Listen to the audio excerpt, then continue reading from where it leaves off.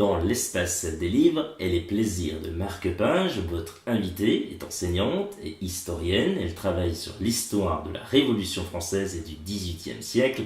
Elle est l'auteure de La Reine scandaleuse, idées reçues sur Marie-Antoinette ou encore Le Versailles de Marie-Antoinette. Elle est également l'auteure, avec Jean-Clément Martin, de Marie-Antoinette en 2014. Elle fait paraître aux éditions Perrin Lettres de Madame de Pompadour.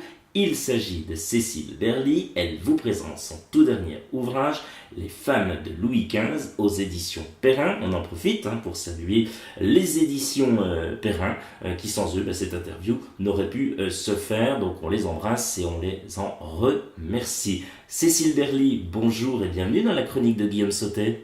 Bonjour, merci pour votre accueil. On est très heureux de vous y accueillir. Comment allez-vous ? Je vais bien, en pleine période de promotion, c'est un peu dense, mais je vais bien et le livre se porte plutôt bien. Que des bonnes nouvelles. Cécile Berly, comme on l'a souligné précédemment, vous êtes historienne. Pourquoi le devenir ? Et racontez-nous votre parcours pour en arriver là. Ça a été un long parcours, bien sûr. J'ai été étudiante sans aucune originalité en histoire à Paris 1, Panthéon-Sorbonne. J'ai très longtemps travaillé à l'Institut d'histoire de la Révolution française, où j'ai mené un DEA ainsi qu'une thèse que je n'ai pas soutenue, donc toujours dans ce laboratoire de recherche. Et puis très très tôt, j'ai eu l'envie, et pour pas dire le besoin, d'écrire sur l'histoire du XVIIIe siècle. Alors moi, si à l'origine mes compétences universitaires ont été vraiment consacrées sur l'histoire de la Révolution française. En fait, je suis passionnée depuis très très longtemps par l'histoire du XVIIIe siècle. Je suis ce qu'on pourrait appeler, ce que les historiens pourraient appeler une enfant du bicentenaire, parce que l'année où on a commémoré le bicentenaire de la Révolution française, je fêtais mes 10 ans. Et je me souviens encore dans ma petite école primaire à la campagne, à quel point on a pu s'investir pour commémorer la Révolution, les notions de liberté, d'égalité. Et ce sont des choses qui m'ont profondément marquée. Donc j'ai toujours baigné dans cet univers du 18e. Et ces dernières années, ayant beaucoup travaillé sur Marie-Antoinette, les femmes de la cour de Versailles, je me suis un peu écartée justement de cette histoire de la Révolution française. Et je me suis beaucoup consacrée au règne de Louis XV, qui est en fait absolument passionnant. D'où ce dernier ouvrage consacré aux femmes de Louis XV. Toujours cet angle, cette approche féminine de l'histoire des femmes, dans un XVIIIe siècle un peu plus long que quand on ne travaille que sur la Révolution française. Oui, on l'avait dit, vous êtes passionné de la Révolution française, du XVIIIe siècle, ainsi que Marie-Antoinette. Vous avez d'ailleurs écrit de nombreux livres sur cette femme. Vous en avez expliqué un petit peu les pourquoi du comment. Mais pourquoi ces périodes ? Racontez-nous, c'est quoi ces périodes ? Parce que pour vous, elles sont excitantes, captivantes. Pourquoi ces périodes, Cécile ? Comme je l'ai dit tout à l'heure, déjà, je pense que je suis vraiment tombée dans une sorte de perle d'histoire révolutionnaire, tout simplement parce que j'avais 10 ans au moment du bicentenaire. Ouais. Après, je réfléchis beaucoup à la question que vous me posez, pourquoi le 18e ? Et en fait, moi, c'est une question à laquelle j'ai le plus grand mal à répondre en toute objectivité, parce qu'en fait, je crois que quand on est passionné par une période historique, il y a forcément des échos de la période à notre histoire, à notre trajectoire très personnelle, donc à dire intime. Au demeurant, je peux quand même vous apporter des réponses un peu plus concrètes.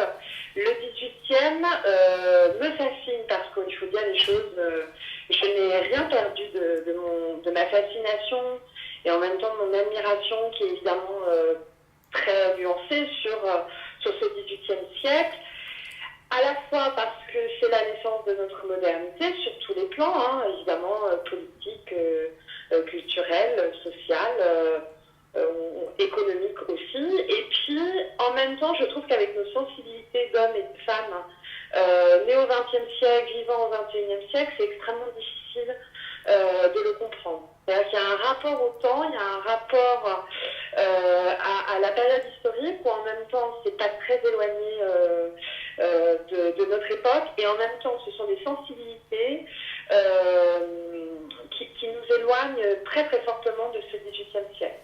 Donc il y a en même temps dans ce siècle des échos à mes interrogations de femmes vivant au XXIe siècle et puis en même temps il y a aussi un siècle qui est très très difficile à comprendre dans toute sa complexité et qui est au final très très éloigné de nos sensibilités actuelles.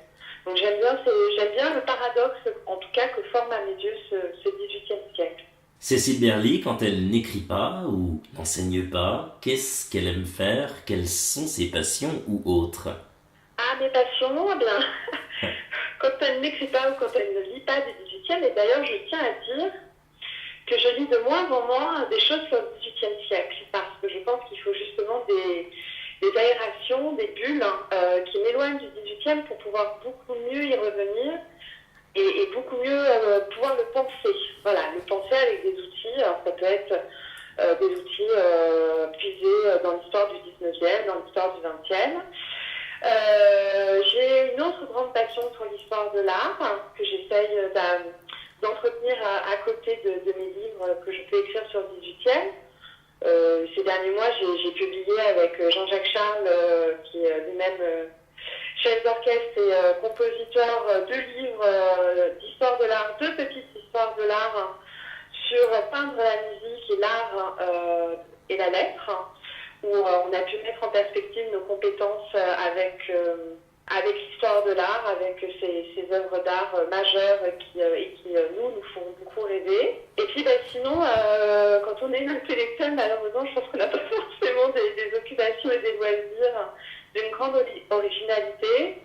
Les expositions, le cinéma, les livres, et encore une fois des choses qui me permettent à la fois de m'aérer, parce que c'est très enfermant l'histoire, très très enfermant, de m'aérer et puis aussi des choses qui me permettent de mieux penser ma spécialité qu'est le XVIIIe siècle. Vous parlez de cinéma, voilà, ça vous fait du bien, ça vous change les idées. Quel est le dernier film que vous êtes allé voir, tiens par exemple? Alors j'ai un peu honte, mais le dernier film que j'ai pu voir, c'était un dessin animé, une sortie familiale, donc c'est pas forcément très représentatif.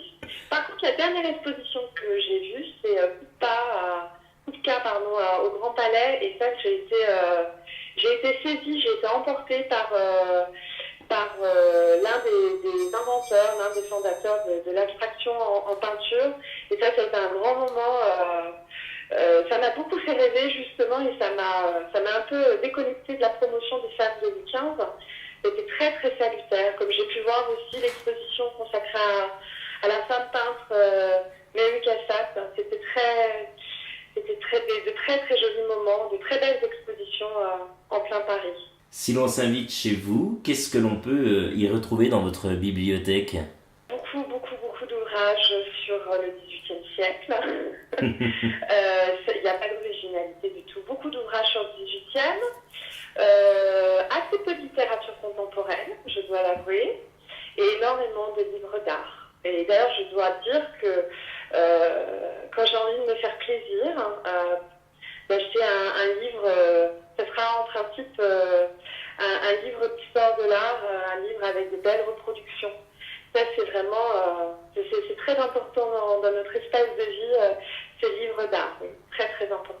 Cécile Berly, intéressons-nous cette fois-ci à votre dernier ouvrage, Les femmes de Louis XV, aux éditions Perrin. Tout d'abord, pourquoi avoir choisi ce thème et de nous faire découvrir ou redécouvrir à votre façon le portrait de ces femmes? C'est une galerie de portraits, très exactement, oui. Des femmes de Louis XV. Évidemment, avec mon éditeur, on a tenu un peu à jouer sur la polysémie du titre, des femmes de Louis XV. Alors, ça va de son épouse, ses filles, en passant par ses favorites, ses maîtresses, ses petites maîtresses. Et c'est avant tout aussi un portrait d'un homme, d'un roi, qui a une personnalité, un caractère très complexe, très riche aussi et très touchant. Alors les femmes de Louis XV, ça m'a aussi intéressée. Alors, déjà parce que on l'a rappelé tout à l'heure, j'ai énormément travaillé sur Marie-Antoinette. Oui. Et dans mes derniers livres que j'ai pu consacrer à la reine, j'ai essayé de démontrer à quel point elle était en fait la dernière favorite de l'Ancien Régime. Et cette notion de favorite qui peut renvoyer à des choses sulfureuses, même on peut le dire, scabreuses. Je m'y suis intéressée en relevant un pari d'essayer justement de présenter ces femmes sans justement tomber dans l'écriture d'une histoire qui, si vous voulez, pourrait s'écrire par le trou de la serrure. J'ai essayé surtout de travailler la forme en tant qu'historienne.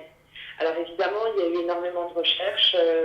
Je crois qu'au fil des chapitres, au fil de ces portraits, on se rend compte qu'évidemment, les sources ont été très fouillées.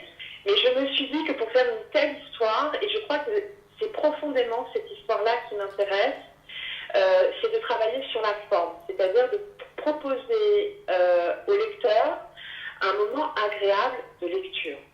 Je fais partie des historiens qui sont absolument convaincus qu'un livre d'histoire, ça peut être tout aussi passionnant, tout aussi reposant et passer vraiment un moment agréable, comme si on lisait un très bon roman ou un très bon polar. Et j'ai essayé justement par le biais de l'écriture, donc vraiment en travaillant la forme, sans évidemment négliger le fond historique, qui encore une fois est très très fouillé. J'ai essayé de proposer quelque chose qui permette au lecteur d'apprendre énormément de choses, de découvrir à la fois ces femmes qui sont toutes passionnantes et très éloignées de toutes les idées reçues qu'on peut avoir sur ces femmes qui n'ont connu ou qui n'ont quasiment connu que la vie à la cour au XVIIIe siècle, de proposer aussi un portrait d'homme, d'un roi de France qui souffre même, il faut le dire, d'une certaine forme de mauvaise réputation. Et pour couronner le tout, si j'ose dire, que ces découvertes, que ces portraits soient des moments agréables, presque récréatifs pour les lecteurs. Comment s'est passée la phase d'écriture, et notamment en termes de recherche? Oui, parce qu'on l'a vu, on peut le lire, beaucoup de sources et autres. Comment vous vous y êtes prise pour tout simplement faire vos recherches et puis commencer à établir des chapitres? On le verra un petit peu plus tard. Oui, comment ça s'est fait? Racontez-nous. Vous savez, je crois que le métier d'historien a une dimension très artisanale. Et il y a déjà une dimension d'accumulation, c'est-à-dire qu'évidemment, moi c'est mon 11e livre, donc forcément je commence à avoir de la matière, comme on dit, à la maison, sur disque dur.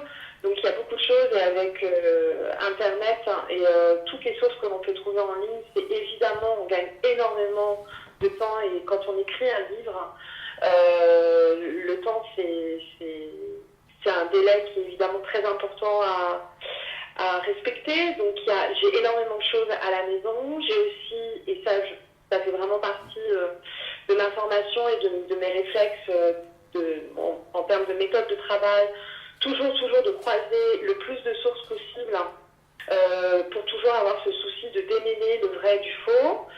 Et puis quand j'ai commencé vraiment à rentrer dans la phase de rédaction, j'ai commencé par me tester sur un chapitre, parce que comme j'ai essayé de vous l'expliquer tout à l'heure, il y a vraiment eu un gros travail sur la forme. Et quelque part, je me lançais dans une aventure, pas tant sur le plan scientifique, historique, nouvelle, parce que ça, mes méthodes de travail, je les ai acquises il y a maintenant fort longtemps. Mais il a vraiment fallu que je me teste pour voir si l'écriture que je voulais créer à partir de ces portraits féminins, si ça passait aussi bien dans le fond que dans la forme. Alors, j'ai la chance d'avoir un éditeur qui est donc Nicolas Grappalien des éditions Perrin, avec lequel maintenant je travaille depuis fort longtemps et avec qui je travaille très facilement. Et dès que j'ai une interrogation, on échange très vite et on échange en toute confiance. Et il m'a vraiment accompagnée au fil de l'écriture de ces portraits. Et j'ai tenu aussi, alors c'est probablement encore une déformation d'historienne, j'ai tenu impérativement à écrire ces portraits dans l'ordre d'apparition de ces femmes dans la vie du roi Louis XV. Parce qu'il y a aussi, je crois, dans ce livre, une dimension un peu puzzle, si j'ose dire. C'est-à-dire que, évidemment, chaque chapitre va concerner une femme ou plusieurs femmes. Je pense par exemple aux filles de Louis XV, qui au total étaient 8. Donc à ce moment-là, ça va donner naissance à un portrait choral. Mais j'ai essayé à chaque fois que chacun des 7 chapitres du livre soit véritablement en correspondance, sans évidemment tomber dans la répétition, dans la redondance. Donc encore une fois, il y a eu vraiment un énorme travail en termes d'écriture, et ça a été possible, il faut le dire, parce que l'écrivain, il est toujours un peu isolé, c'est évidemment des moments de solitude, l'écriture, et c'est ce qu'on recherche, du moins dans un premier temps, être confronté à soi, à ce qu'on a dans la tête, dans le ventre, dans le cœur, et puis dans un second temps, eh bien, il faut aussi accepter de se confronter à une réalité éditoriale, à un regard professionnel sur le texte, et donc au fur et à mesure, j'ai vraiment eu la chance d'être très très suivie par mon éditeur, et que j'en profite bien sûr pour le remercier de vive voix avec vous, parce qu'il a vraiment fait lui aussi un énorme travail, et il m'a laissé cette liberté, très très grande liberté d'écriture. C'est même lui qui m'a dit voilà, Cécile, moi j'aimerais que tu te lances dans un travail historique bien sûr, mais où la forme sera très très importante. Donc je le remercie vraiment très très sincèrement. Ben, les conseils qu'il a pu vous apporter, on peut le dire, elles sont plutôt positives puisque je me suis régalé. Bon, eh bien c'est toujours un plaisir de s'entendre dire ça, bien sûr, bien sûr. On dénombre plusieurs portraits, vous l'avez dit, dans votre livre. Pouvez-vous comme ça nous en raconter quelques-uns brièvement afin de donner envie aux lecteurs de vous lire. Par exemple, si on prend un portrait, si vous voulez, y a qui par exemple comme femme? Un portrait de femme, alors moi je ne les connaissais que très très mal avant de commencer l'écriture de ce livre. Ah oui. C'est un portrait choral des sœurs de Nesle. Ouais. Les sœurs de Nesle, elles étaient 5 au total. Elles appartenaient à la très grande aristocratie française, plus précisément à ce qu'on appelle la noblesse de cour, c'est-à-dire une noblesse qui a l'habitude de vivre à la cour et qui a l'habitude de vivre très clairement dans le sillage du roi. C'est aussi une famille qui, du moins au moment de la Régence, va connaître certaines formes de déchéance sociale. Le père des sœurs de Nesle était très très dépensier, et il va un peu précipiter la famille dans une forme de déchéance sociale et même financière. Et pourtant, cette famille et ses sœurs en particulier vont réussir à redorer l'image de la famille, à redorer leur blason, et bien très clairement en briguant le lit du roi.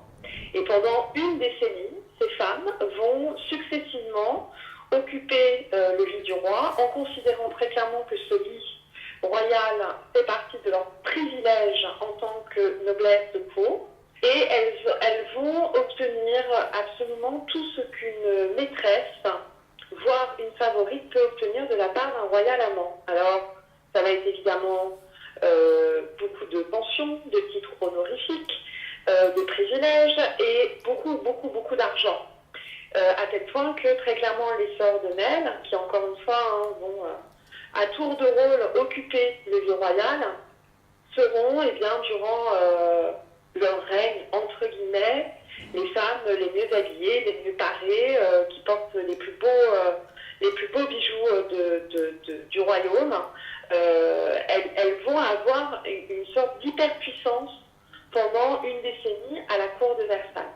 Et elles sont véritablement fascinantes, entre autres parce que, et c'est là qu'il y a évidemment un décalage entre ce 18e à la cour et notre 21e siècle, c'est qu'elles vont pratiquer avec le roi un inceste totalement assumé. Alors évidemment, cet inceste qui, au XVIIIe siècle, n'a pas du tout les mêmes échos et n'a pas du tout la même perception ou la même condamnation, même si évidemment c'est un objet de scandale. Au demeurant, quand on évolue dans la noblesse française, et encore une fois, la noblesse française vivant à la cour est très différente de celle par exemple qui vit au fin fond de sa province et très souvent très appauvrie. Hein.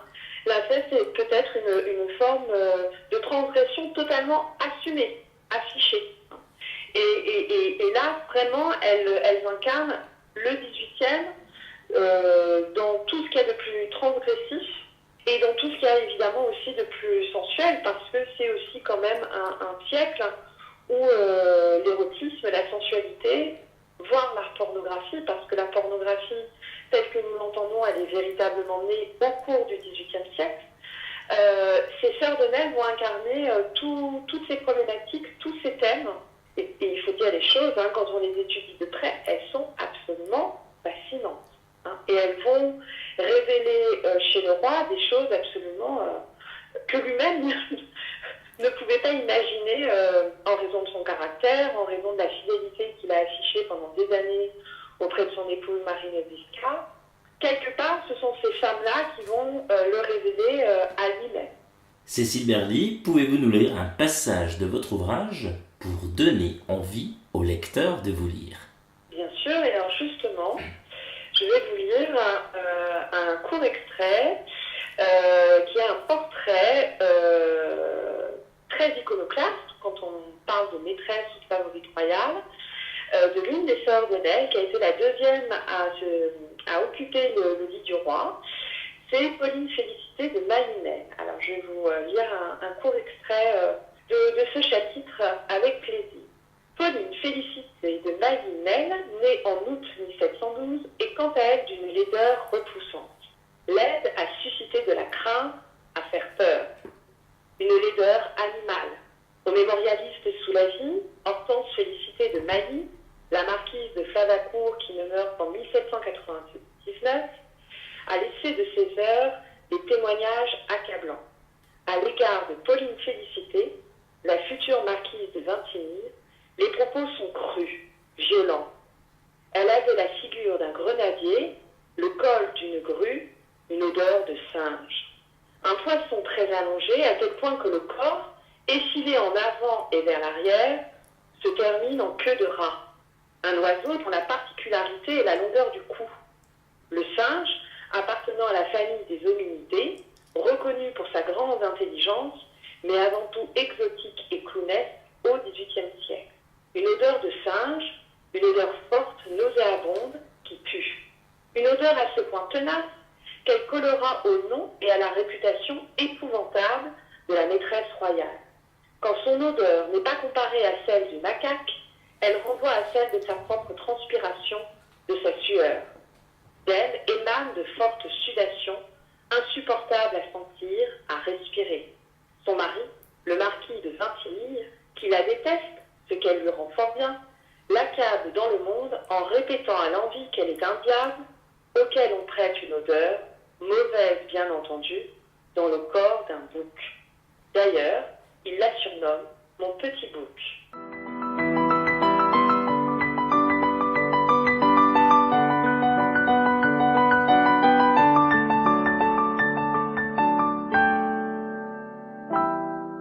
Quels sont vos projets pour la suite, Cécile Berly? Les projets sont nombreux. Bientôt, je vais entamer l'écriture d'un nouvel ouvrage, toujours sur le 18e. Donc, dans les mois qui viennent, je vais à nouveau être accaparée par l'écriture. Et puis après, il y a d'autres projets, des projets qui m'intéressent grandement parce que j'ai par exemple enregistré pour les éditions Frémaux une série de 4 conférences sur la reine Marie-Antoinette. Donc c'est un exercice inédit de travailler comme ça avec un éditeur sonore. Il y a des projets de conférences, il y a des projets de dédicaces, il y a des projets d'intervention un peu partout. Que des choses très stimulantes et très excitantes à réaliser. Vous allez pas du tout vous ennuyer, à ce que l'on voit. Exactement. Cécile Berly, passons tout de suite, si vous le voulez bien, à la Minute Cool. Êtes-vous plutôt Stéphane Bern ou Franck Ferrand? Je serais plutôt Stéphane Bern. Cet homme est très critiqué chez les historiens, mais il faut quand même lui rendre hommage pour tout ce qu'il entreprend du point de vue patrimonial. Quel personnage de l'histoire vous auriez aimé rencontrer? Sans aucune aucune hésitation, Madame de Pompadour. Plutôt vacances au ski ou à la mer? Plutôt au ski. Quelle est votre ville ou village préféré? Oh, c'est un petit havre de paix au fin fond de la Normandie, entre Verdun-sur-Avre et Évreux, et Beau-de-Breteuil. Lettre écrite à la main ou un SMS? Oh, lettre écrite à la main.